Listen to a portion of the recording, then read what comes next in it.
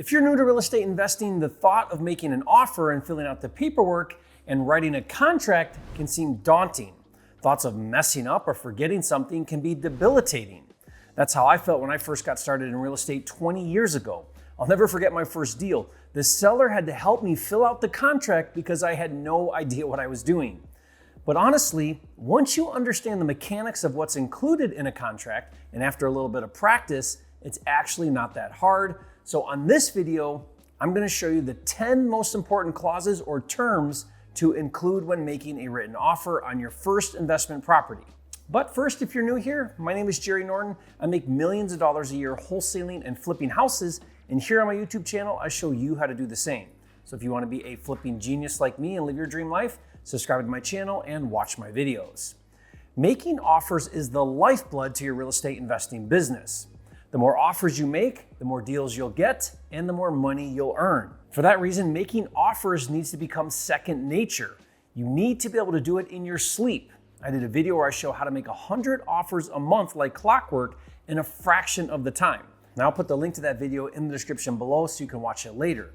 But before we dive into what you need to know when writing an offer, there are 3 things you need to understand about written contracts. First, an agreement between you and the seller becomes legitimate once you get it in writing. Known as a purchase and sale agreement, it spells out the price and terms between you and the seller. Now, throughout this video, I will refer to the purchase and sale agreement as the contract for simplicity. Once both parties have agreed on price and terms in writing, you have what we call a fully executed agreement or contract. Now that contract is legally binding and the seller can't sell the property to anyone else. Once that happens, a copy of the contract is provided to the title, escrow, or closing attorney to open escrow. Opening escrow simply means that the closing company is going to do a title search and begin to prepare for a closing on the date specified in the contract. The second thing you need to understand about your first contract is who is responsible for filling out the contract between you and the seller. If the property is for sale on market with a real estate agent, then the agent is the one who fills out the contract using their state-approved forms. But just because you don't have to worry about filling out the contract, you still have to know what you want included in the contract and provide that information to the agent.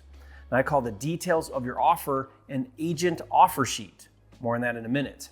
If the property is off market or what we call direct to seller, then it's your responsibility to provide and fill out the contract with the seller. Now stay to the end of this video and I'm going to show you how to get both my agent offer sheet and my ultimate offer contract to use with private sellers for free.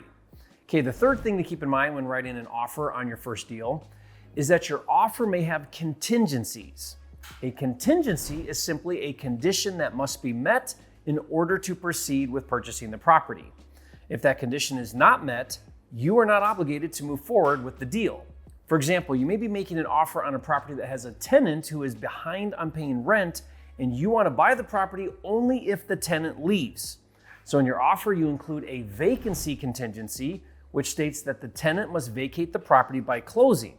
If the tenant does not move out by closing, you don't have to purchase the property.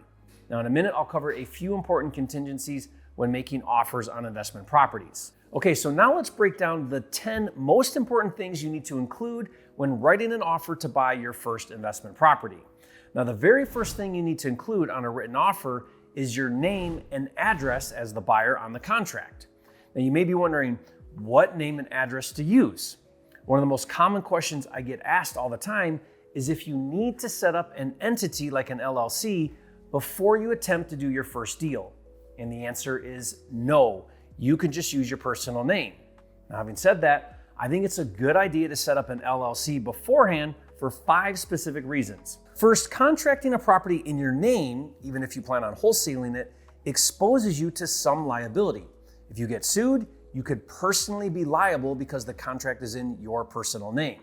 However, if you enter into a contract with an LLC, you have a layer of protection called limited liability. Second, by contracting in an entity, you can take advantage of the tax benefits of starting a company. When you form an LLC, there are certain startup expenses that you can write off, including education and marketing expenses. Third, setting up an entity and opening a business checking account shows a commitment that you're taking real estate seriously. Fourth, it shows others the same commitment. An LLC gives the perception to agents and sellers that you are a credible and legit investor, even if it's your first deal. And the fifth reason why you should consider setting up your entity even before doing your first deal is because it's easy and inexpensive. I recommend you do a free consultation call with my CPA to discuss what's right for you. And for my students and subscribers, they will even set up your entity free of charge other than the state filing fees. Now, I'll put a link in the description below for you to book your free call with my CPA. Now, as far as the address, I recommend not using your home address for the same reasons. Even though I own and operate several multi-million-dollar companies, I work from home and I don't have a formal brick and mortar corporate office. Instead, I have a dedicated UPS box and my address is Suite 2-188. Suite sounds really fancy. As far as everyone else is concerned, my address appears like a business office, so don't tell anyone. Having a separate address allows me to separate personal from business and it appears more legit. Okay, the second thing you need to know when filling out a contract is your offer price. Now that may seem obvious, but keep in mind, price is not the only thing a seller considers when deciding to accept your offer, as you'll learn in a minute. The terms of your offer can be just as important or more important for some sellers. So that takes us to the third thing to include in your written offer, and that's the payment method or funding method. There are three different methods for payment. First is cash. Now in the investing world, cash is thrown around pretty loosely. You'll hear the phrase all cash all the time, but most people misunderstand what all cash means. A lot of people, including real estate agents, think all cash means that you have a brown paper bag full of $100 bills under your mattress at home. Now, while that certainly is all cash, just like liquid funds in a checking or savings account is also all cash, that is not necessarily what it means. What all cash really means is that your offer price is not subject or contingent on third-party financing approval. In other words, your offer is not conditional on your ability to obtain funding from a third-party source, even if you are getting the funds from somewhere else, including hard money or private money. That means if your offer is all cash, you are saying that one way or another, you'll have the money at closing, and if you don't, you're responsible for the repercussions of not performing on the contract. So if you are unsure if you can obtain the funding, then you would not make an all-cash offer. You would make a financing contingency offer, which is the second method of payment in the terms of your offer. If your offer is subject to financing approval, then if you don't obtain the funding as specified in the contract, you don't have to buy the property. Okay, and the third payment method is a creative financing offer. Creative financing is using alternative methods of payment, such as taking over an existing loan called subject to, or creating a new loan called seller or owner financing. Now, to learn more about creative financing, I did a 20 video series masterclass with my good friend and creative financing expert, Pace Morby. I'll put the playlist link to that series in the description below for you. Now, whether you're funding it all cash, subject to third-party financing, or creative financing, you need to be clear which method of payment you're using in your written offer. Now, the fourth thing you need to include in your written offer is what's called consideration, or sometimes good faith money. I've also heard it called hand money, but the most common term is earnest money or earnest money deposit, or EMD for short. Now, earnest money is a specified amount paid by the buyer upfront right after executing a contract. Now, the purpose of earnest money is to demonstrate to the seller the buyer's good faith to buy the property. The earnest money is typically held in escrow at the title company and applied towards the purchase price on the day of closing. If you end up wholesaling the deal, the earnest money would be reimbursed to you at closing. If any and all contingencies are not met, or the seller fails to fulfill on their end of the agreement, the contract is terminated and the earnest money is released back to the buyer. The earnest money can be as little as $10 or as high as $10,000 or higher. There is no set rule on how much earnest money should be. It's whatever you and the seller agree to, but typically 1% of the offer price is standard. Once any and all contingencies have been met, the earnest money becomes what we call hard or non-refundable. That means if you as the buyer don't perform and close, the seller gets to keep the earnest money. The fifth thing to include in your written offer is that you're buying the property as is. That means you're buying the property in its current condition and are not expecting the seller to make any repairs. Now, this is important for sellers when considering your price and terms. The sixth thing to include in your written offer is standard but important to discuss, and that's the seller must provide free and clear title, including a warranty deed with title insurance.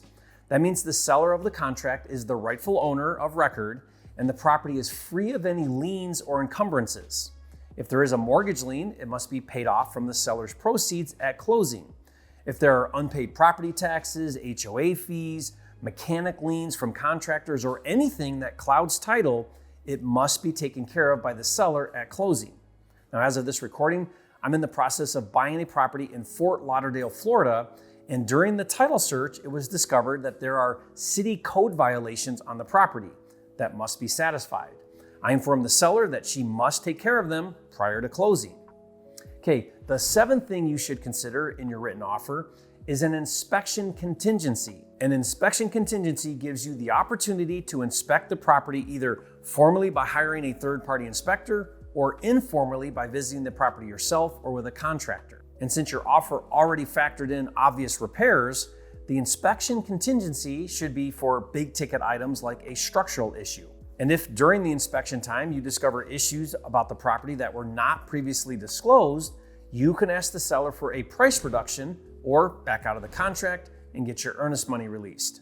Now, typically inspection contingencies can be anywhere from 3 to 10 days. There could also be other specific inspections like termite, pool, septic, etc. Now, one strategy to strengthen the position of your offer is to remove or waive the inspection contingency. Doing so would forfeit your option to back out of the contract if something is discovered later that you weren't aware of, so be careful waiving the inspection. But it does create one less contingency and communicates to the seller that you are serious about buying the property. Now, I've gotten deals $20,000 to $30,000 lower than other competing offers that had inspection contingencies. Side note, some investors use the inspection contingency as a weasel clause. They intentionally overcontract and then later at the last minute try to renegotiate a better deal. That is shady and unethical. Renegotiating the contract should be the exception, not the rule. Okay, the eighth thing your offer should include is the date of closing or close of escrow, or COE for short. The COE is the date you are agreeing to close on the purchase of the property. Now, typically closings are 30 days, but can happen as fast as 7 days to as long as 90 days. But whatever it is, make sure you spell it out in your contract. Like I said earlier, if you as the buyer don't close on the agreed upon date and any and all contingencies have been met, you would be in breach of your contract and the seller could cancel the contract and you could forfeit your earnest money. If you need more time to close, you would need to ask the seller for an extension. Okay, the ninth term to include in your written contract is a seller acceptance deadline. This is how long the seller has to accept or respond to your offer. Now, putting a deadline on your offer presents an open-ended offer and creates urgency for the seller to respond. It's common to see a 48-hour acceptance deadline. The 10th term to consider in your written offer is specifying who pays the closing costs. Each state has generally accepted practice for who pays the different costs between the buyer and the seller, such as title insurance, home warranties, tax prorations, recording fees, transfer taxes, etc. Keep in mind, if the contract does not state otherwise, the closing agent will apply the fees based on the customary practice, but ultimately, since closing costs are negotiable, it comes down to whatever you and the seller agree on. In wholesale real estate, it's common to put that the buyer will pay all closing fees as a value add to the seller. Those fees would then get passed on to the cash buyer at closing. So I'm glad you made it this far because I have 2 additional bonus clauses to include in your written contract specifically for wholesalers. First is access to the property. It's important to get the seller to agree in writing that you can get access to the property so that you can get your cash buyers to see the property.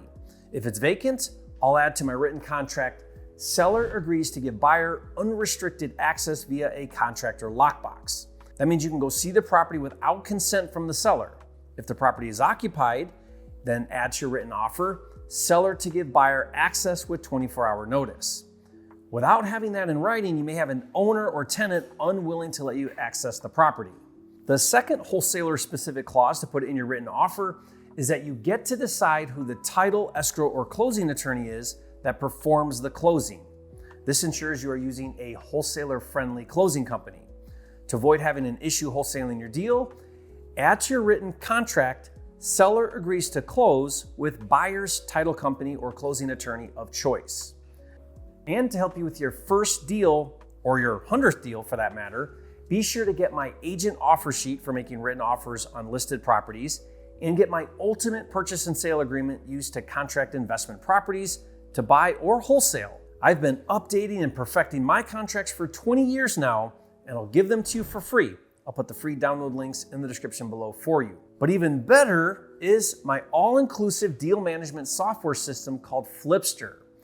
With Flipster, you get my contracts in digital format. You simply fill them out and email them for digital signatures directly to the agent or seller. Inside Flipster, everything is saved and organized. So if you're into wholesaling and flipping, Flipster is the #1 deal management system with everything you need to organize, automate, and systematize all of the steps to wholesaling and flipping houses. To check it out and test drive it for free, just go to joinflipster.com. Finally, be sure to watch this next video where I break down my unique process to legally, morally, and ethically steal houses. Watch that now, and I'll see you on the next video.